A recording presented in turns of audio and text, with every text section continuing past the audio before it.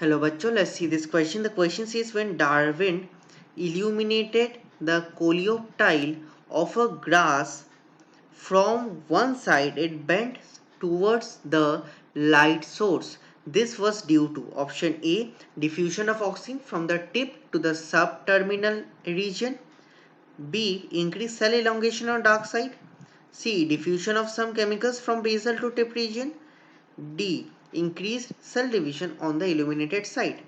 तो यहाँ पर पहले हम लोग देखेंगे की कंसेप्ट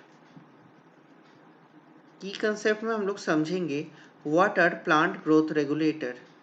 प्लांट ग्रोथ रेगुलेटर, ठीक है, इसको बोला जाता है पीजीआर और एक नाम है फाइटोहॉर्मोन।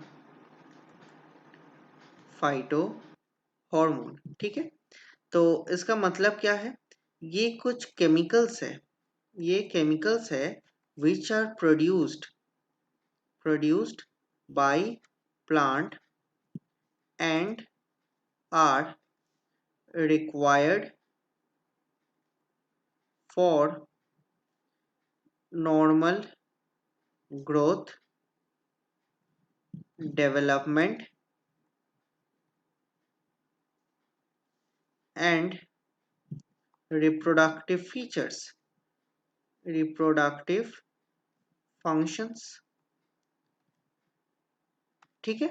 तो अगर हम लोग अब देखें यहाँ पर जो ये एक्सपेरिमेंट था, तो एक लाइट सोर्स यूज किया गया था। जो लाइट सोर्स था वो यहाँ पर एक कोलियोप्टाइल था। कोलियोप्टाइल के टिप को, दिस रीजन को, टिप को इल्यूमिनेट किया गया था। इल्यूमिनेट करने के बाद देखा गया था कि ये जो कोलियोप्टाइल है ये बेंड कर रहा था टुवर्ड्स द लाइट सोर्स, ठीक है। तो ये है हम लोग का coleoptile. Coleoptile is bending towards light source, ठीक है। आफ्टर रिपीटेड एक्सपेरिमेंट्स पता चला कि ये जो टिप है, यहाँ पर कोलियोप्टाइल का टिप है, इस टिप में एक प्लांट ग्रोथ रेगुलेटर है जिसका नाम है ऑक्सीन, ठीक है।